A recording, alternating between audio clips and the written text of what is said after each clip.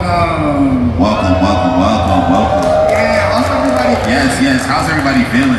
Make some noise. It's Friday. The vlog is started. Let's get it. So thank you all for being here. My name is Candid of If the Shoe Fits, and welcome to Black Rep and Anime Hip Hop Heard Around the World. So in this series, we want to talk about the intersection between Black culture and anime. Black people make up a very active and vocal corner of the fandom, from names like RDC World to Toasty Marshmallow to Burleezy. And we want to be able to have conversations around that. So shout out to everyone who came to our conversation last year. It was Black Rep and Anime, but as a more general discussion. But this year we want to hone in specifically on the intersection of hip-hop and anime, which feels incredibly poignant because both hip-hop and anime are as popular as they've ever been pretty much everywhere in the world. So with that being said, let's introduce our panelists. All right, so if you guys don't know us, we are If the Shoe Fits, some genre-bending hit makers. We actually have a project called Slice of Life, with each boundary-breaking release oscillated between fresh AnimeNYC and nerdcore raps and the classic boom-down soundscapes that we all grew up on.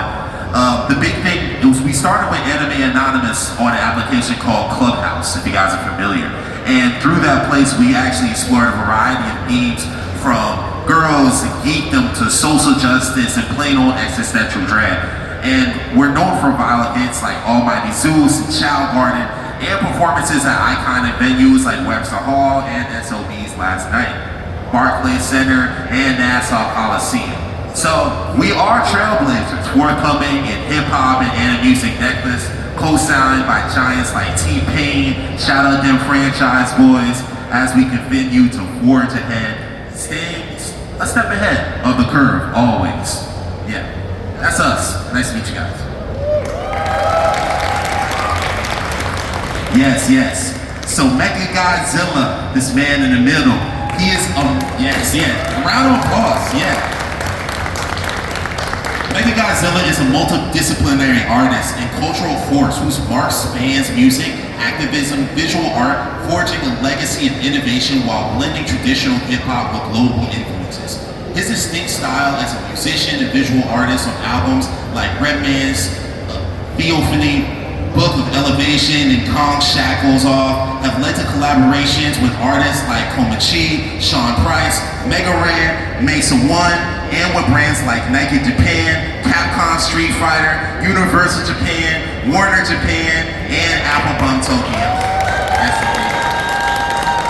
As the founder of indie label Manifest Vision, founding member of Game, a nonprofit, provided free health, dental, and legal services to indie artists in NYC and Philadelphia, and a hip-hop cultural ambassador for Next Level USA, a hip-hop diplomacy program that's initiative is of the U.S. Department of State and Meridian International Center. He's worked with artists and communities from Nepal, Uzbekistan, and Malawi.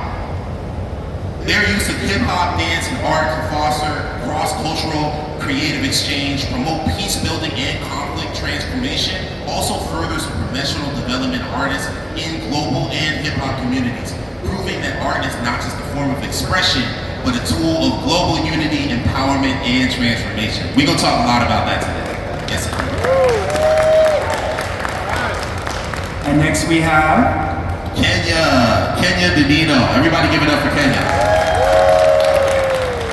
So, Kenya, aka KD Fox, is a professional NYC native multimedia illustrator and storyteller.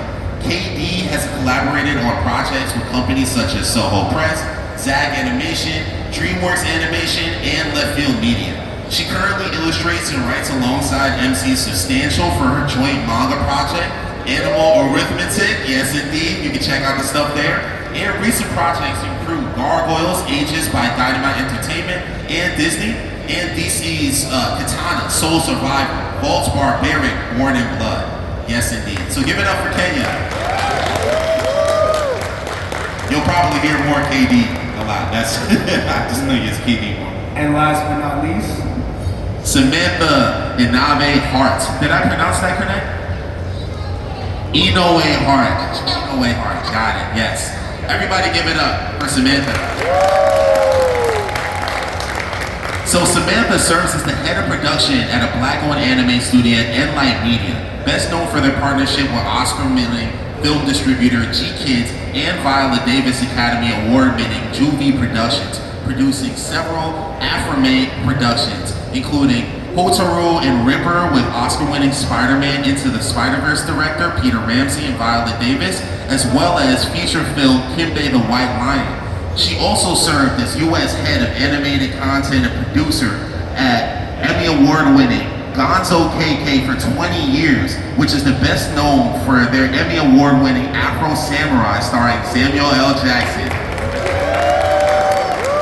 Yes, indeed. Which we'll talk a little bit about. We will talk about it. Samantha develops, writes, and oversees anime productions at Gonzo KK, many of which can be seen on Crunchyroll, Hulu, Netflix.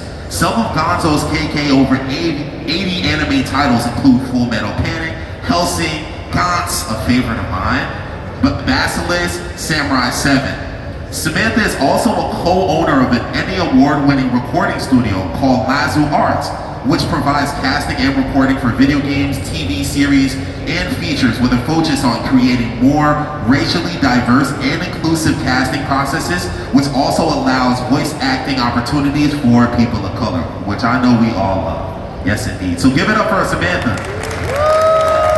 And while you're clapping, give it up for our panelists. We have a wealth of knowledge, expertise, experience, craft, all of that. So I'm really excited to get into this conversation.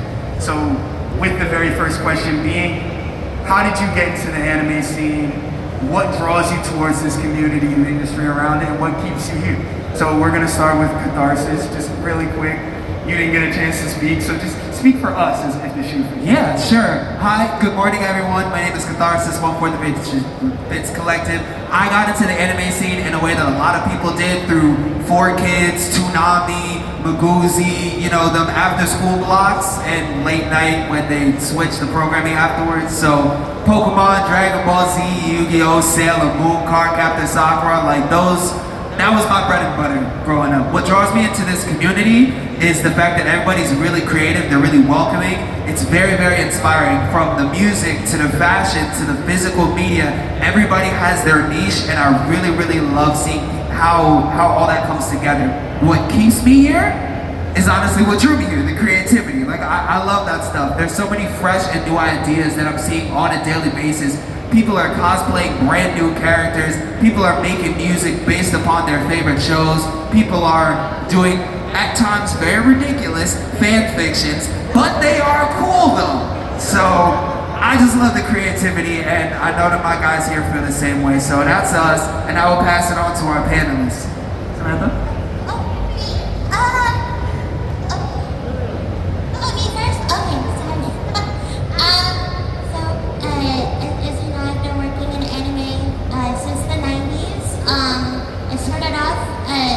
I grew up in Asia, and I didn't come here to the US until the 90s. My whole family in Japan are really big otaku, and we lived in a Buddhist temple, so we're all monks. We run a temple out there, and so everybody after work we would watch anime, and it was normally like Saint Seiya and Fist of the North Star. Came here to the US. And ironically enough, I got into animation, started working on like King of the Hill, working on like stuff for Disney. You know, I had a strong background in art and art history. And while I was animating Barbie, one of the producers was like, "Wow, you have an annoying voice. You should be in anime." And I was like, "What?" So yeah, 2 weeks later, I got wrangled into voicing for anime over at ADV Films, and so I was doing animation and I was doing voice acting for anime here in the US. But then I started working over at Spike TV, and while I was working at Spike TV, Sharon Levy, who ran the channel for men, she was like, "Hey, You know Japanese. We got the show that we're doing. Can you work on this? It was Afro Samurai. And so I started working on that and started working for Gonzo. And I've been producing there ever since. And during the pandemic, I started writing a lot of shows which are more Afrocentric. They wanted me to create like this generation's Afro because my boss, Shin Ishikawa, he's currently in Kenya right now actually. He's at a convention out there. But he has a long vision of racial diversity and inclusivity. So ever since the first anime that Gonzo came out with, Blue Submarine number 6, they've always dealt with racial diversity throughout all of our shows. So if you watch shows like Gankatsuo, The Count of Monte Cristo, the original writer of The Count of Monte Cristo also wrote Man in the Iron Mask and Three Musketeers. He's part black. It would make sense that as a black person you would write about black characters, right? So Three Musketeers, we were like, oh, well, wouldn't that make most of the characters in Count of Monte Cristo black? So we actually did that with that and set it in the future, you know? And so a lot of our shows, we've kind of like peppered in a lot of racial diversity. So like Samurai 7, 2 of our main samurais are actually black. And but the problem that we were having was that when they would come out and be distributed here in the US, they would be voiced by white actors. And so when you go to a convention and the white actor says, oh, I played Gorobe from Seven Samurai. And you're like, wait, what? You're not black. So that kind of sparked me wanting to do more because I have a voice acting background to start Lazo Arts. It was originally black owned, but due to inter-racism within the voice acting community, things have gotten kind of crazy in that sense. There's a lot of racism in the voice acting community, unfortunately. A lot of infighting behind the scenes. And so now, you know, it's like we're focusing on dubbing for, you know, it's like we basically do what's called blind casting. So we pick the voice that best matches for the character regardless of race. And since that creates automatic racial diversity in that sense. But sorry, I talk too much. What keeps me here? I love you guys. Go ahead, Mecca. Check 1, 2. Y'all can hear me? Love and light, y'all. So how did I get into anime? I'm a little bit older than I might appear, but my first experience was I watched a bunch of cartoons in the early 80s, and we had something called G-Force that came on TV for like a season, which is Gotcha Man. And then it went away, and I remember just watching morning cartoons, and then we got Ultron. So I was like, what? Like, this anime looks different from the American stuff. I didn't know it was Japanese at the time. Quick short story, fast forward, I ended up in an exchange program in Paris where everything they played in France when I was 10 years old was Japanese anime. So I assumed it was French because I couldn't read the language on TV. Fast forward from that time, 10 years old into 16, and I was watching Hokuto no Ken, Jona Isaja, the Sanseiya, which is Zodiac Knights. I was watching all that in Paris. Fast forward, late 90s, a bootleg of Street Fighter was on VHS in school. This was like 94. And then I put 2 and 2 together. I was like, yo, this is Japanese. There was no internet, there was no cell phone, there was nothing but word of mouth. And that's when I put 2 and 2 together, like, nah, son, this is all anime. Like, so that's how I got into it. What draws me towards the community? I gotta be honest, I watched up until about like 2006, some of the stuff. I'm a little bit older again, so I kinda was more focused on music. But once I started seeing this grow, seeing the community grow, seeing kids that I mentor fighting over Yu-Gi-Oh cards and getting into fist fights, I was like, so what keeps me here and what inspires me is y'all, seriously. being in the 90s and 80s, anime was not popular. It was not cool to be in this arena, but y'all have made it cool. I'm looking around this room and it's a dream come true for me. There's a bunch of y'all that are like me, and that's my story, and I'm sticking to it. Thank y'all. Love that. Candy, you want to go ahead? Man, I mean, everything that everybody said was just like, it was it. But if I had to say what got me into this community, well, I've been really interested in being a part of animation in general ever since I was a kid. I really love motion media and specifically character design because that's what I used to do a lot as kids, like come up with stories and draw characters with them that represented me and the people who I knew. And I kept at it, got a bunch of different opportunities along the way. First I started interning with PBS Kids on Word Girl, and then after Word Girl, I decided to branch out and go to indie studios for press and work on character design from there, like Penny Farthing Press. They had a little show, and then somewhere down the line, I realized I was good at merchandise design when they hired me to do merchandise for DreamWorks How to Train Your Dragon 2.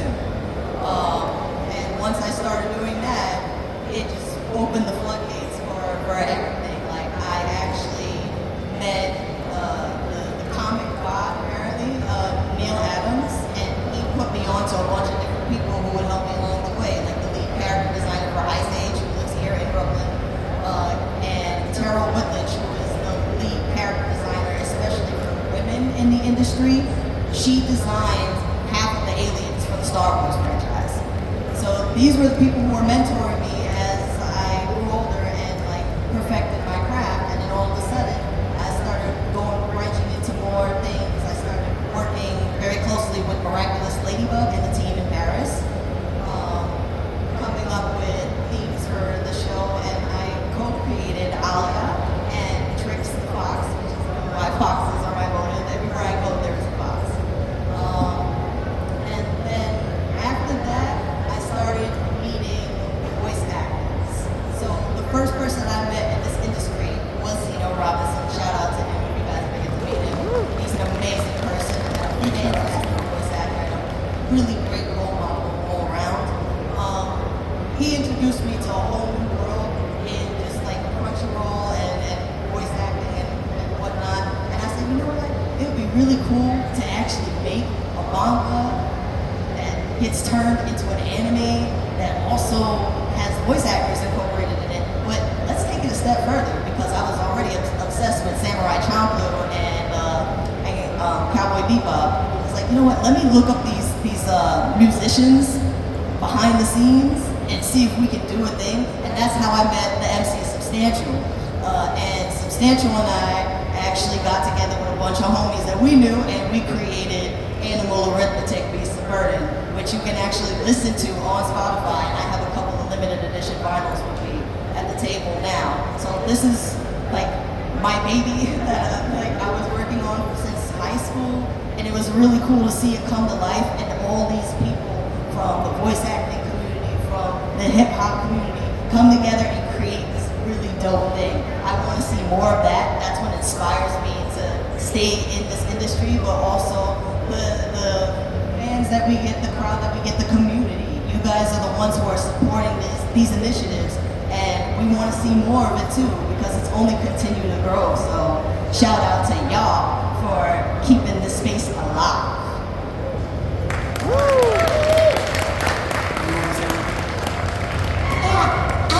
So real quick, I need to put the spotlight on this young lady over in the front corner over here.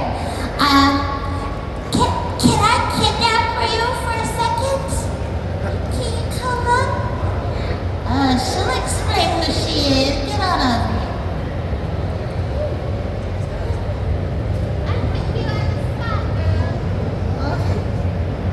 Hi, my name is Kennedy Freeman, and I am one of the first female-ran Black anime studios in New York City.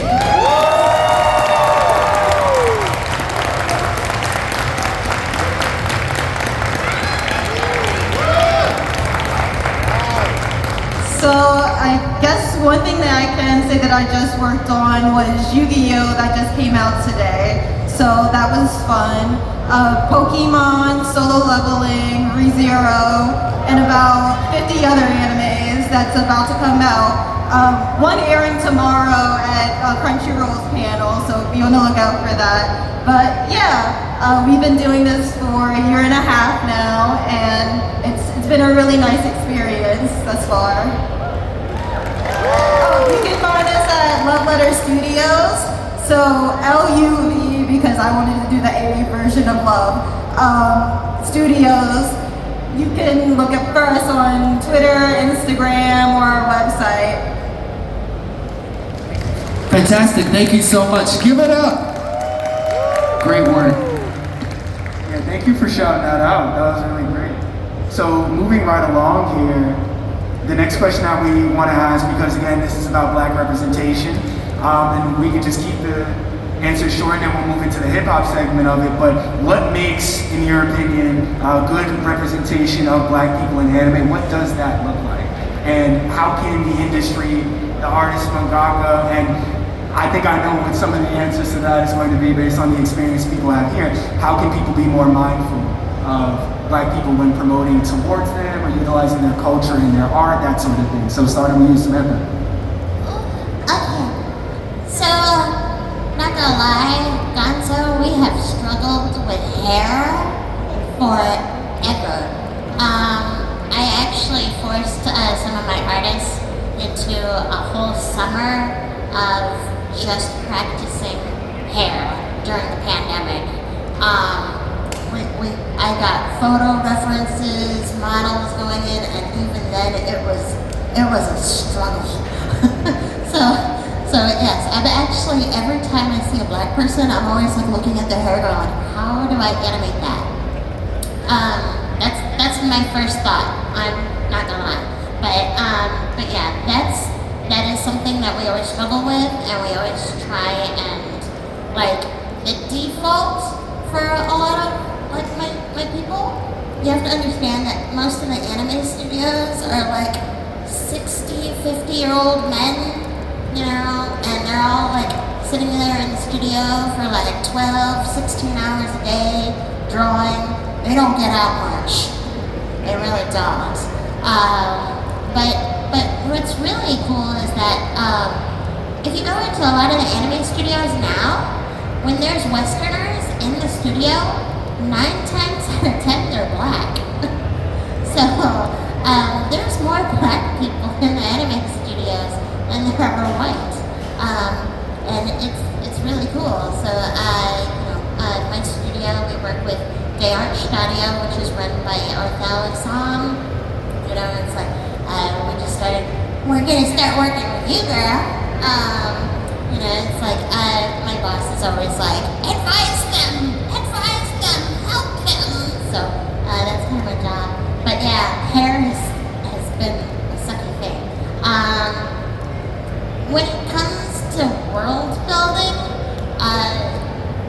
like Afro is very one-dimensional. I love Afro Samurai, but he's very one-dimensional. I've been really focused on, you know, it's like we've been working with a lot of Black writers and getting out of the current space that you're in is actually really tough. So when it comes to developing content, you have to think outside of your immediate world, and you have to think on a global scale. Like whenever I'm writing a story, and it stars like a Black character, I'm always having to think about, you know, will this sell in India? Will this sell in Dubai? Will this sell in Suriname? Will it sell in America? It's like I have to think about that. So I go for universal stories with universal messages and universal like themes that everyone on a universal scale can connect with. That's what I focus on. So that way, you know, it's like why limit yourself? You know, it's like animation can go as far as whatever you can imagine. You know, it's it's like I've been writing black elves and putting, it's like swashbuckling heroes in space and stuff like that. Go as far as you want. It doesn't have to be here and now. It's like, and that actually opens up a lot of doors.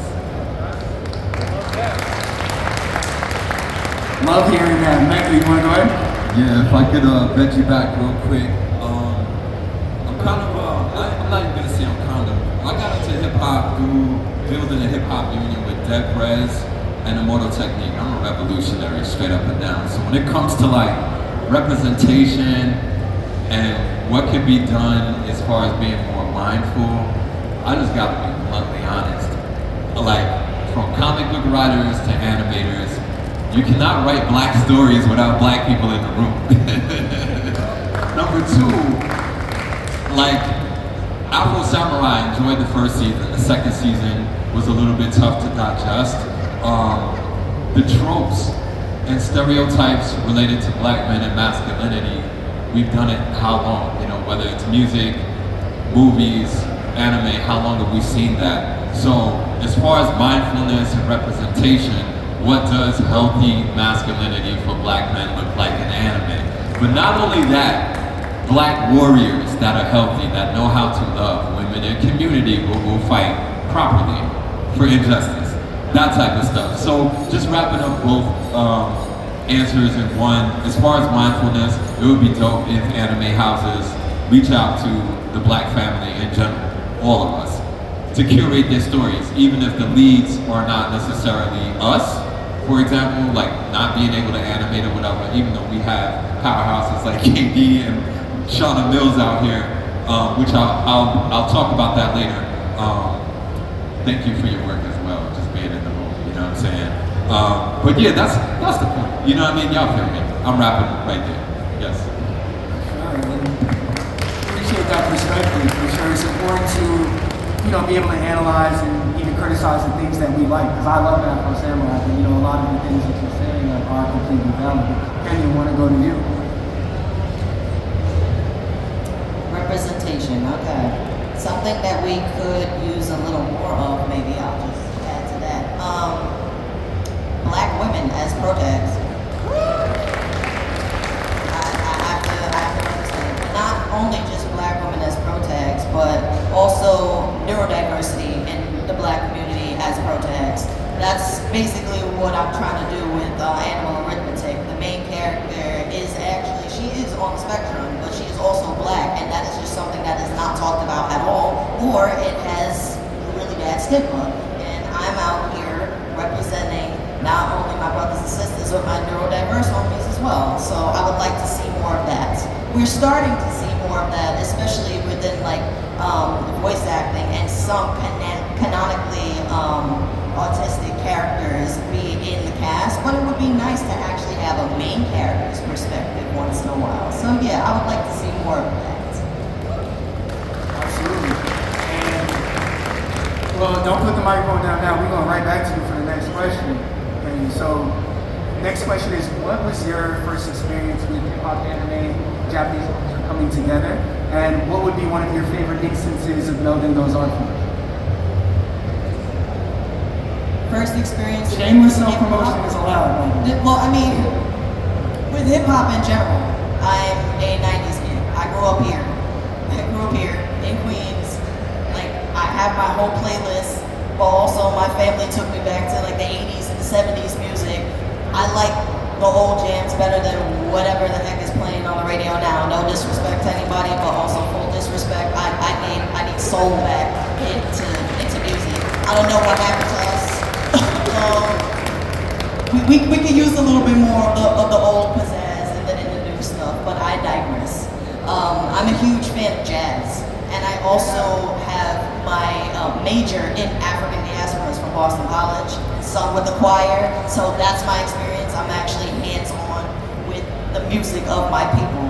But in terms of seeing it in anime, like seeing Nujabes literally sample stuff for Samurai Champloo, I have to be like, oh, whoa, what? This is a thing?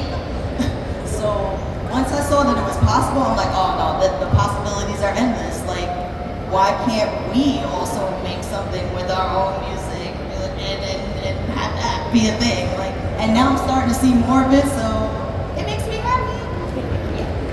Absolutely, love that. And Mecca, let's go to you. Mecca, I just want to say as well, probably offers a unique perspective to this because he spends large stretches of times in Japan as someone who is a producer, rapper who also has worked a lot over the years with Japanese artists. So, love to hear your perspective on the hip-hop anime stuff. So just to answer the first part, my first experience with hip-hop, anime, and Japanese culture coming together. Again, I'm a little bit older. Sometimes when I would watch anime, there would be instances of like b-boying, for example. I knew when I watched all of Ninja Turtles, I went back to the first 5 episodes. They played it for a week. That animation looked very different from the rest of the American animation, and I found out that Toei Animation House produced the first 5 episodes of the Turtles. And that's the same animators from Dragon Ball, Sailor Moon, it's the same house. That's why the first 5 episodes of Ninja Turtles looks crazy. How it meshes with hip hop is Michelangelo technically is like a surfer, he eats pizza, low-key might be smoking weed, but outside of that, in the intro, he gets into a backspin, you know what I'm saying? So that was like me like watching as a kid, like yo, it's a, 88, 89, that's when like Big Daddy Kane, KRS-One, Public Enemy, Rakim, all going for their run in hip hop. Super positive, b-boying was still a thing, we're breaking into New Jack Swing, etc. So seeing that on TV is like my first crossover with anime, hip hop, and us. To the last part of the question, melting of cultures,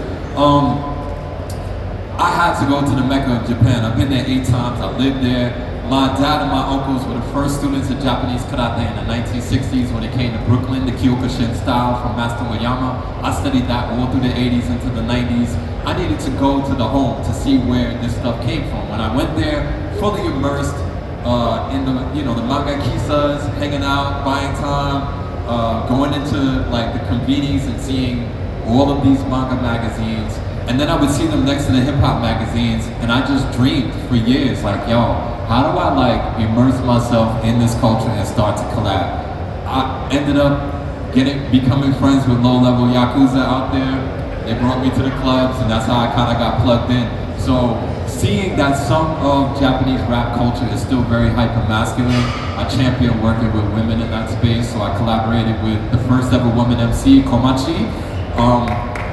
And I brought her out here this past April, and that's when I met you guys. You came to our event in Japan Society. So as far as like, what is my favorite instances? Essentially just being in the culture, being able to bring a Japanese woman MC and her koto player here, and to have 2 big ass shows in Connecticut and here, you know what I'm saying? So that's the story, I'm sticking to that too.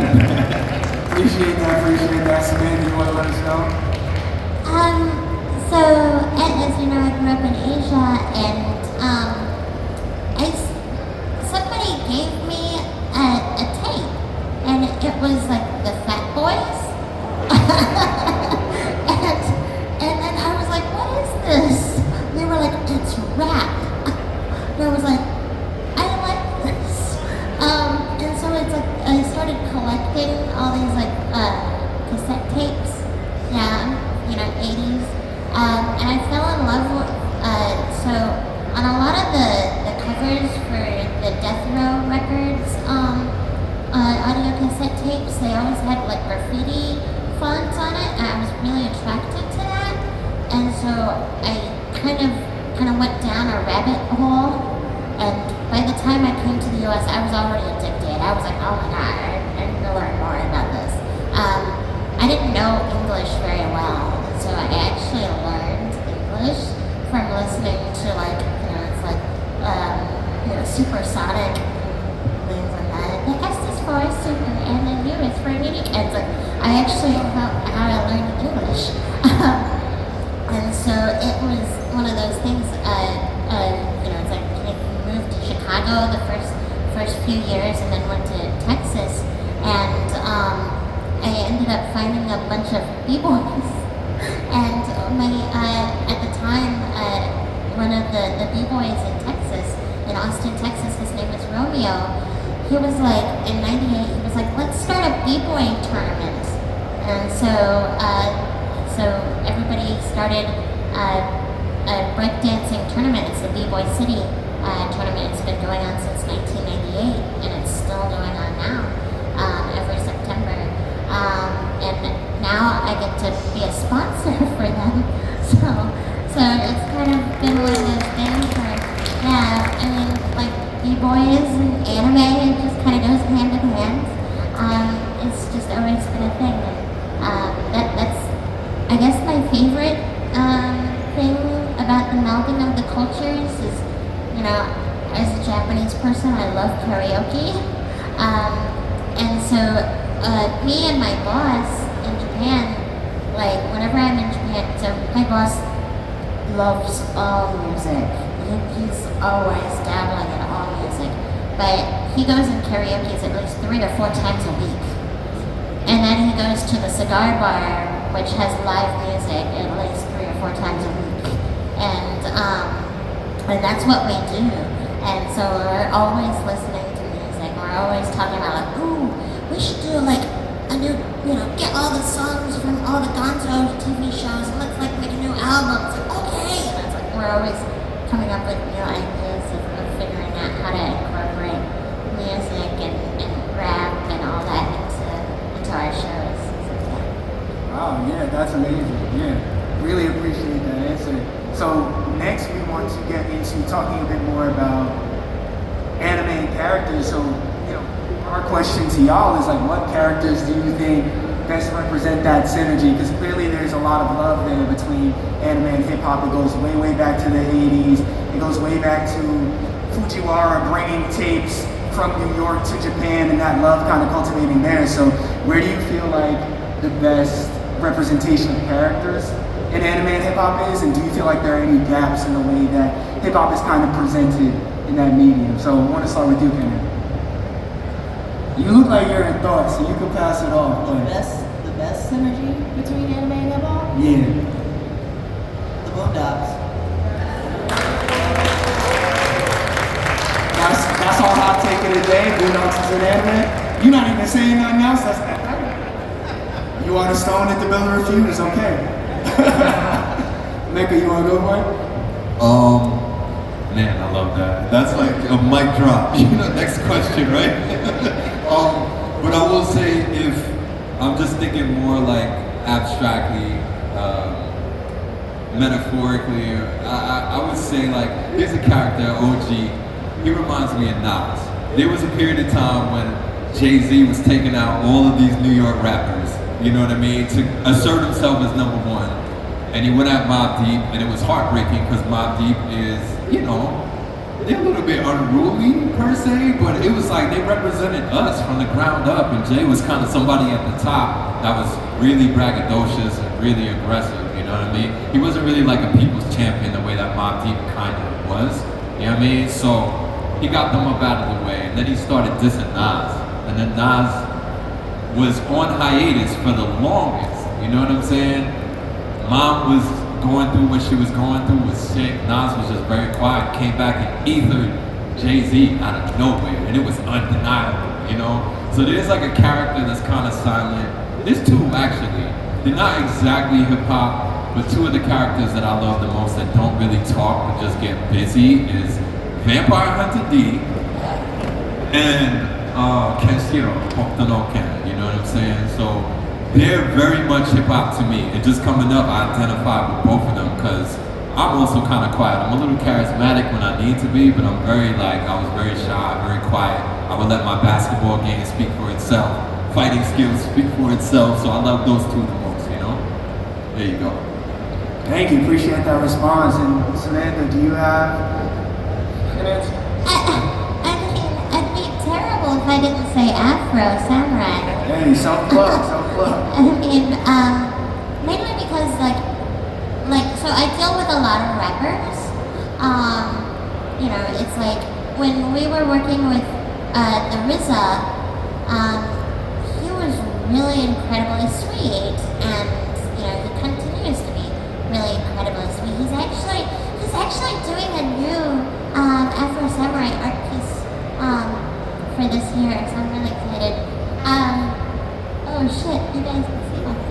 I'm excited. So yeah, and you know, I like working with him because he gets it. You know, anime. Honestly, I would probably get paid more if I flipped burgers. You can attest to that shit. Anime don't pay. You know, it's a work of love. You have to be really passionate. And when you're living here in the US, it doubly hurts. Doesn't it? Yes, she's like hanging her head going. And it sucks. And so, but the RZA gets it. He's like, for Afro, most of the time, when American hip-hop artists, they're like, I want you guys to make me an anime, I want you guys to make me a music video, blah, blah, blah, blah, blah, and we're like, okay, it'll cost this much. They're like, do you know who I am? And I'm like, I'd like to pay my bills. And that conversation happens more times than I care to admit. But for Afro Samurai, the RZA actually was like, hey, you know what? I'll do this at Japanese costs. He was the first one to ever do that.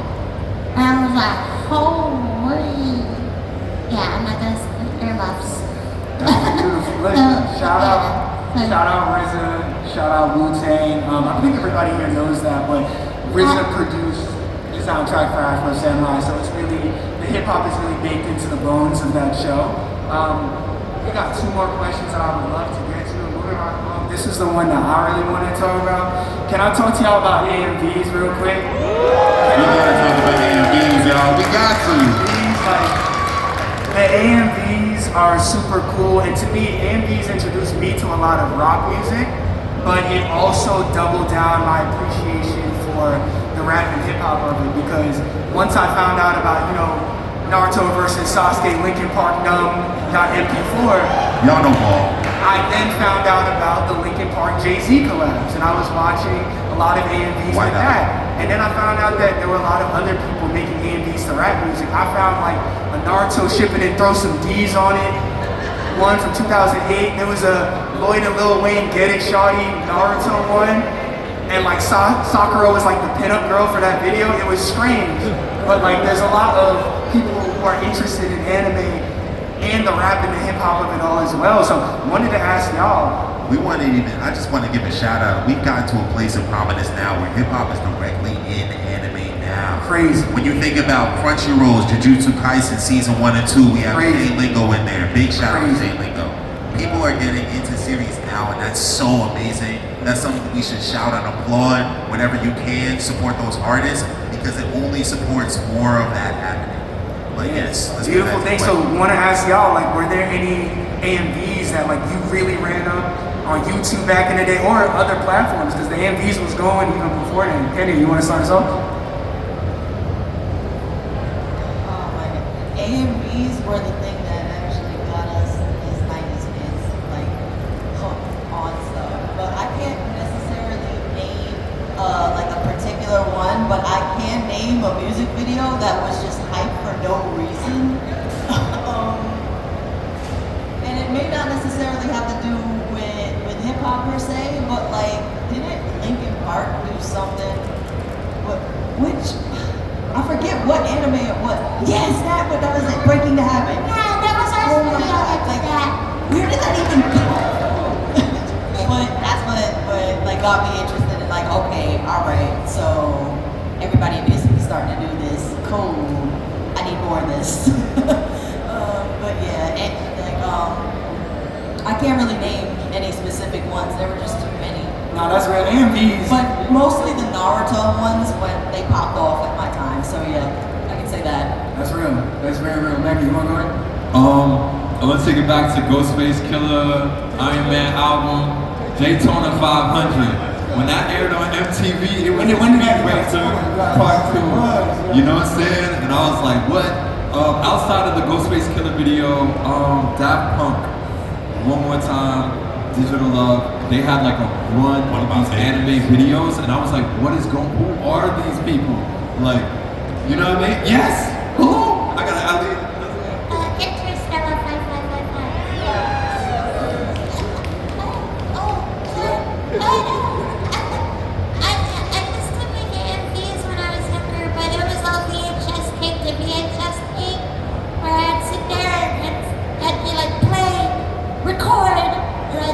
Yeah, that was a long time ago. Real analog stuff, man. That's tough. Real You might have to go back to that low key. Yeah, so that's also, you know, I'm always playing around with technology. but yeah, that's actually one of the ways I got into, like, helping to, you know, run a recording studio. So. That's fire. I mean, listen, that just goes to show, like, with the art, it all just starts with that interest, that passion. You dabble in it, put your foot in it, and then all of a sudden you're like, wait, the ways that I'm using to produce stuff that I think is interesting, not only are other people using, but it's not far off from the professional. So it's like, I can really do this, I can be that. But we're running out of time here, so I want everyone to give their quick 30-second rundown answer to this last question. As anime leans more into the use of hip-hop and anime openings, we talked about, you know, Jujutsu Kaisen, Naruto, and Bleach have had openings that have used hip-hop, Odd Taxi of the last few years. What would you like to see of this blending of art forms in the future? Quick 30 seconds elevator pitch. I'm the executive, you gotta let me know. The blending of art forms? Yeah, what would you like to see of it in the future? Y'all gonna have to come back to me on that one. That's gonna take a minute. Yo, I'm gonna double dutch right in here. So, anime takes a lot of the stereotypical stuff from us, fashion, hairstyles, etc. at points, right? But they're absorbing our culture, but it's like, now absorb the creators that are in this There we culture. go, that's what I wanted. We got one right here. We got Shauna Mills as well. Like, these animators, like, I just met you today, but, you know, she knows Shauna. Shauna is pound for pound one of my favorite animators, and she's a sister, and she's from Harlem. She's from here. It's like, all right, you love our fashion, you love our language, swag, everything. Absorb the actual artists now and bring them into your anime house for 12 to 16 Hire months. black artists, And hire do black things, you animators. know what I mean? Not just the top stuff, not just the music, but get the artists in there. More black mangaka, please. Absolutely. So I'm actually really excited because I get to actually be a part of this part where it's like I get to help pick music for anime. And last night I went to Crystal K's concert. I don't know if Crystal K is here.